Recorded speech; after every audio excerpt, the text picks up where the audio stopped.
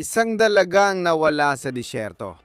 Nakita kalaunan ng kanyang kotse na iniwan at may dugo sa loob. Halos 2 buwan nang lumipas, patuloy pa ring iniimbestigahan ng mga autoridad sa Arizona ang nangyari kay Isabela Camas at kung nasaan siya. Bukod pa dito, may bagong malaking twist sa kwentong ito na ngayon lang nangyari. Ang lalaking inaresto at nakakulong na itinuturing na person of interest sa kanyang kaso ay kakalabas lang mula sa kulungan. Tinututukan namin ang kaso, inihahatid ng Law and Crime. Ako si Chris Stewart.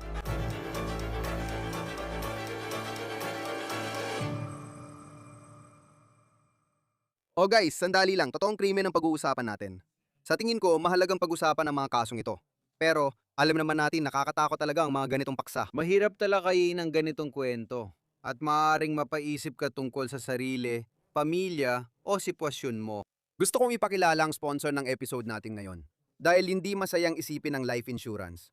Ngayong taon, pwede mo nang asikasuhin ang mga importanteng bagay.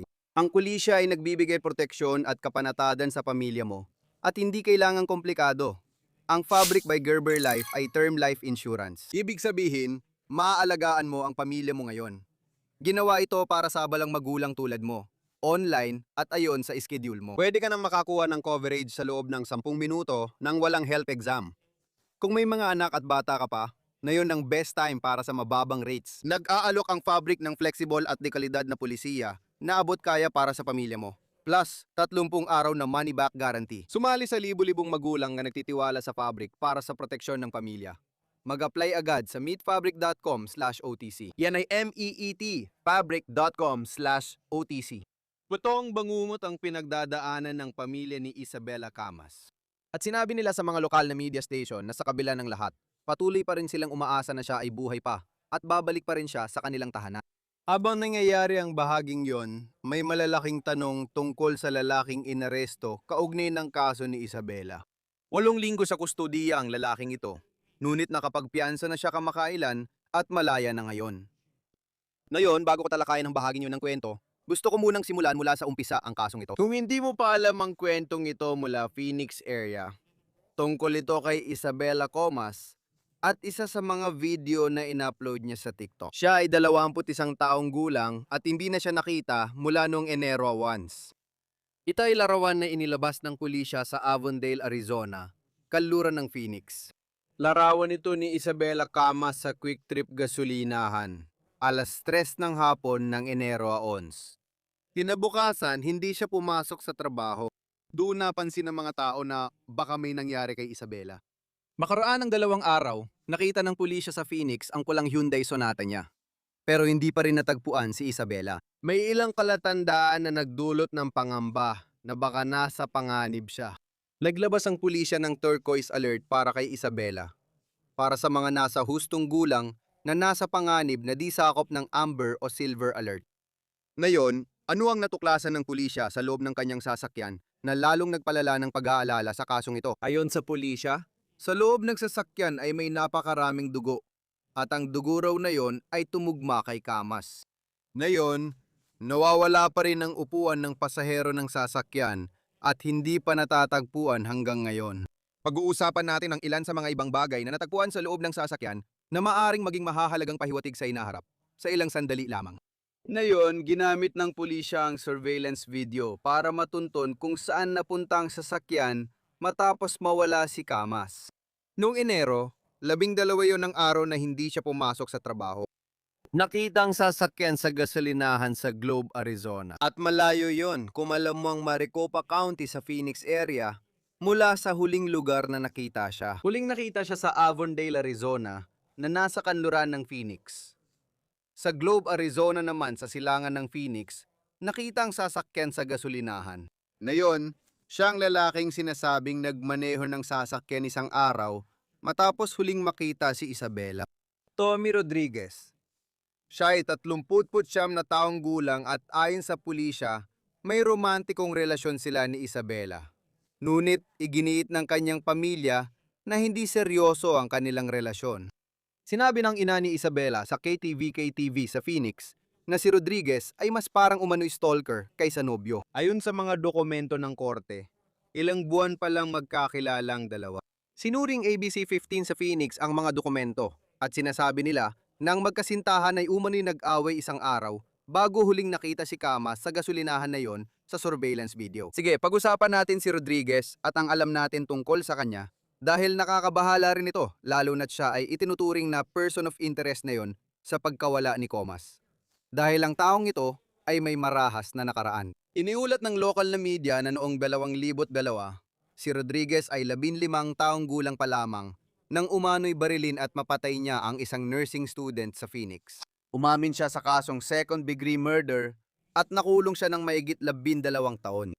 Pero pagkalabas niya ng kulungan, nagpatuloy pa rin ang mga problema niya sa batas. Noong 2020 si Rodriguez na nasa parole ay inaresto dahil sa aggravated assault gamit ang nakamamatay na sandata laban sa kanyang dating kasintahan. May hawak ang 12 News Phoenix ng mga dokumento na nagsasabi kung ano ang nangyari sa kaso. Inarang ni Rodriguez gamit ang kanyang sasakyan ng kasintahan at mga anak nito para hindi makaalis sa bahay. Habang nangyayari yon, dumating ang dating kasintahan ng babae. Nakita si Rodriguez na nakikipagtalo sa kanya at sinubukang makialam. Doon na pumunta si Rodriguez sa sasakyan, kinuha ang itak at martilyo at lumapit sa lalaki. Matapos ang lahat ng nangyari, nakakatakot ang sitwasyon. Iniulat na ayaw magsampa ng kaso ang kasintahan dahil natatakot siya para sa kanyang pamilya. Sinabi niya sa pulis na ang akusado ay kakalabas lang ng kulungan sa kasong pagpatay, seloso, at parang isang stalker. Hindi konektado ang kasong iyon sa kinikilala siyang person of interest tungkol kay Isabela Comas.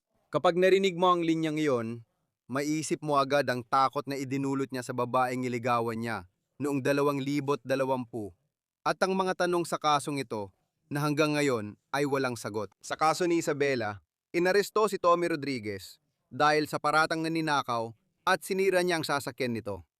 Pero wala nang iba pa sa ngayon habang nagpapatuloy ang paghahanap kay Isabela Comas. Ayon sa lokal na media sa Arizona, hindi pa sumasagot si Rodriguez sa mga autoridad tungkol sa kinaroroonan ni Isabela. Ayon sa ABC-15, nakasaad sa mga dokumento ng korte na nakita ng mga investigador sa kanyang sasakyan ng mga supot ng basura, lalagyan ng gasolina at trapal. Wala na rin ang trunk lining ng sasakyan. Ngayon, isa pang bahagi ng kwentong ito na gusto kong pag-usapan. At alam nyo, sa marami sa mga kasong may nawawalang tao, ang mga cellphone at electronic na kagamitan ay maaaring magkaroon ng malaking papel sa pagsubaybay sa isang tao. Isang malaking paiwatig sa kasong ito ay sinadyang pinatay ang telepono ni Comas at natagpuang itinapon sa recycling center. Posibleng mahalaga habang umuusad ang kaso. Inaresto ng pulisya si Tommy Rodriguez noong Enero 15 kaugnay ng kaso ni Isabela Comas. Pero tandaan, ito ay para lang sa 2 kaso ng biumano'y pagnanakaw at pagsira ng kanyang kotse. Wala siyang ibang kaso rito. Patuloy ang mga pulis sa pagpapatibay ng kaso. Pero wala pa ring balita kay Isabela. 2 buwan na siyang nawawala. Ngayon, kailangan pa rin nilang ituloy ang kaso kahit wala na si Rodriguez sa kustodiya. Dati siyang nakakulong dahil sa 2 piyansang tig $25,000. Iniulat na isa sa mga piyansa ay dahil sa hindi niya pagsunod sa probation kaugnay ng kasong pananakit noong 2020. Nakapagpiyansa na siya at nakalabas, pero naka-GPS monitor pa rin. Narito ang pahayag ng tanggapan ng pampublikong tagapagtanggol sa ABC-15 matapos magpiyansa si Tommy Rodriguez. Sa ngayon, kumpirmado naming wala na sa kustodya si Ginoong Rodriguez. Hinihiling naming igalang kanyang at ng pamilya niyang privacy sa panahong ito. Nasa maagang yugto pa lang ang kaso, kaya mahalagang hintayin muna ang legal na proseso bago magbigay ng konklusyon. Kinakatawan pa rin si Ginoong Rodriguez ng kanyang abogado. Lahat ng tanong ukol dito ay dapat sa kanila idaan. Ang hustisya ay kailangan ng pasensya, pagiging patas, at paggalang sa presumption of innocence habang nire-review ang ebidensya at umuusad ang kaso. Wakas ng pahayag. At mahalagang tandaan na si Rodriguez ay hindi pa itinuturing na suspect sa ngayon. Ngunit tinukoy siya ng pulisya sa Arizona bilang isang person of interest sa kaso ni Isabela. Nagbigay ng panayam ang ina ni Isabela sa KTVK television sa telepono at sinabi niyang naniniwala siyang nililigawan ni Rodriguez ang anak niya. Pero hindi nagde-date ang dalawa. Sabi niya, nakausap namin ang ilang kaibigan niya at lahat ay nag-aalala para sa kanya tungkol kay Tommy. Madalas siyang kasama ang mga kaibigan o kaklase, tapos biglang dumarating si Tommy at gumagawa ng eksena dahil sa sobrang selos niya. Iyan ang sinabi ng nanay ni Isabela sa istasyon ng telebisyon sa kanyang panayam. Ngayon, si Isabela ay kilala ng kanyang pamilya bilang mapagmahal. Mahilig siya sa hayop at fashion. At sabi ng kanyang nanay, patuloy siyang nagdarasal na buhay pa ang kanyang anak na babae. Kung may impormasyon sa kinaroroonan o nangyari kay Isabela Camas, tumawag sa Avondale Police, Arizona 23-333-7000. o 480 witness. Inilarawan si Isabela na may taas na 5'3" may timbang na 110 pounds at kamakailan lang ay kulay rosas ang buhok at brown ang mga mata. Samahan kami ngayon para talakayin ang kaso kasama si Sonny Slaughter, tagapagsanay sa pagpapatupad ng batas. Lagi kang welcome sa Law and Crime. Sa mga kasong ganito, si Tommy Rodriguez ang person of interest kaugnay sa nangyari kay Isabela Camas. Hindi siya kailanman kinasuhan ng iba pa, maliban sa umani pagnanakaw ng sasakyan at pagkatapos ay umani pagsira sa sasakyan. At yun lang. May iba pang ebidensya pero sa mga kasong isinampa sa kanya, yun lang at nakapagpiyansa siya. Anong masasabi mo tungkol dun, lalo na sa kabila ng lahat? May mga ebidensya raw na lumalabas kahit hindi siya inaakusahan ngayon, lalo na tungkol sa nangyari sa babaeng ito. Ngayon, narito siya bilang person of interest, may GPS monitor, pero hindi na nakakulong. Alam mo, Chris, salamat muna sa pag-imbita sa akin. Laging masarap makasama ka. Laging maganda na talakayin ang ganitong mga kaso kasama ka.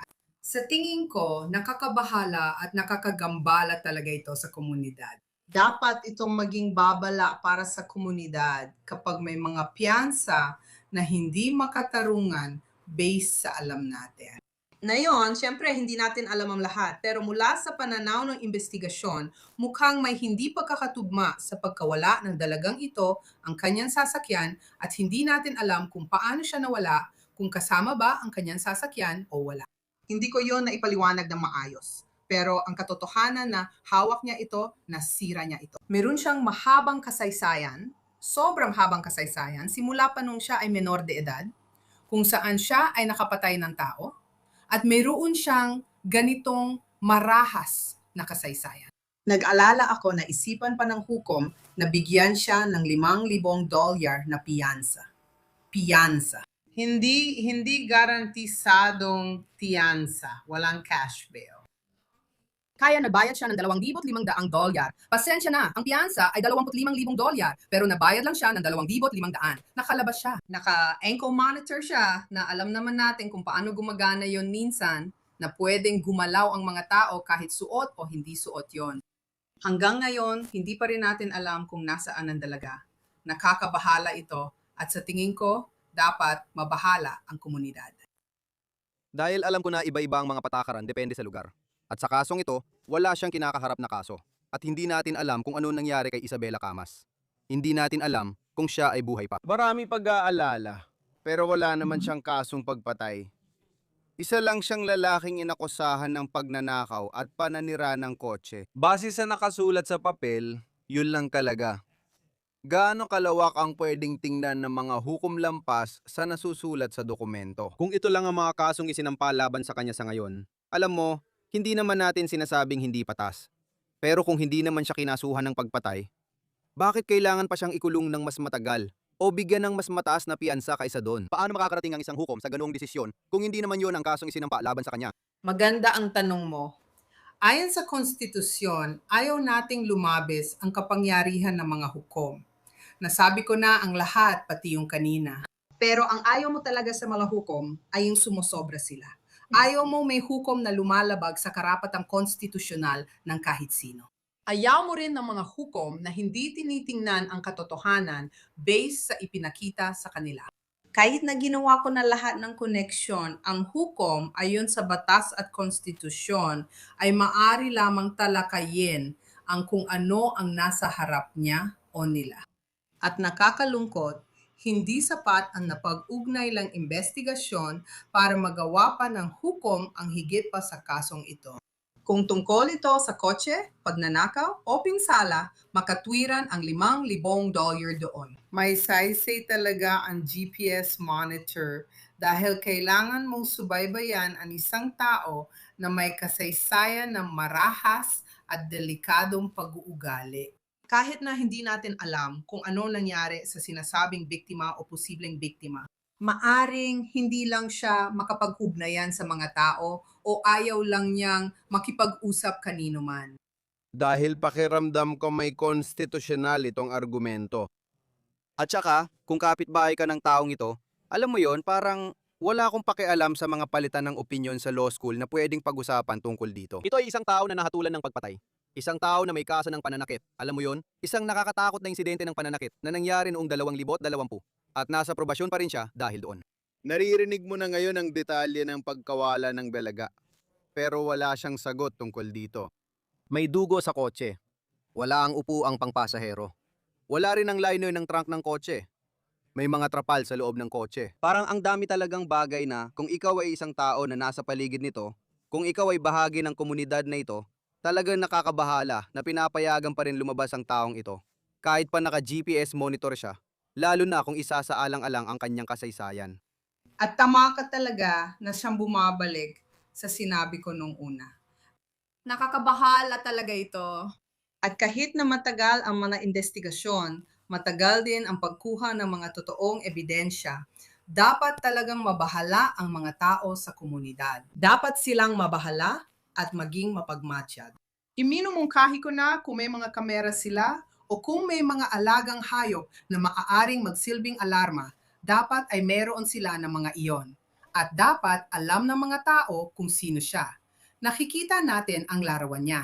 At dapat silang maging masigasig at mapagbantay, alam mo, sa kanilang mga ginagawa. At bantayan ang kanyang mga kilos at manatiling malayo sa taong ito at sa mga taong katulad niya.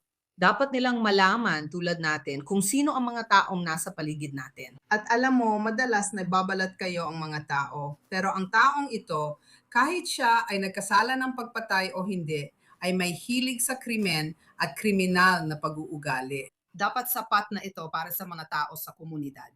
Hindi pa rin natin alam ang nangyari kay Isabela Camas. Umaasa ang pamilya niya na buhay pa siya at makakauwi. Pasensya na. Pero sa kasong ito, nariyan ang sasakyang ito at may mga nawawalang ebidensya na kaugnay nito. Tapos may taong nagsasabing di niya alam na saan siya, pero nakita siyang kasama ang kotse nito kinabukasan matapos mawala sa kabilang dulo ng Phoenix na hindi talaga makatuwiran. Katulad sa ilan sa mga kasong ito, ang ibig kong sabihin, gaano kadalas na ang isang investigasyon ay parang bumabangga sa pader kung saan.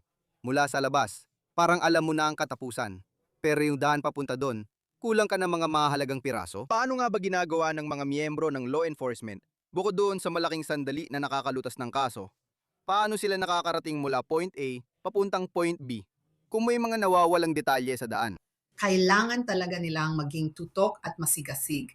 Kailangan nilang sundan ang bawat lead at pagdugtong-dugtungin ang mga piraso ng impormasyon. Alam mo, ang mga ganitong kaso ay nangangailangan ng masusing pagsusuri sa nakaraang pag-uugali, kasalukuyang pag-uugali, at posibilidad ng mga maaaring nagawa. Kapag iniisip mo ang dugo, maiisip mo rin ang nawawalang piyesa ng sasakyan, kaya dapat mong sundan ang mga bakas. Kailangan mo ng video kung saan siya huling naroon at kung kailan huling nakita ang posibleng biktima. Kailangan din ng mga taong tatawag para magbigay ng impormasyon. Kailangan din nilang puntahan lahat ng posibleng pinuntahan ng sasakyan na ito at tingnan ang mga video footage, makipag-usap sa mga tao, ano ang sinabi niya. May digital na bakas sa isang lugar. Isa itong video na bakas at kailangan nilang gawin lahat ng iyon para makuha nila ang tamang ebidensya at maisampa ang nararapat na kaso.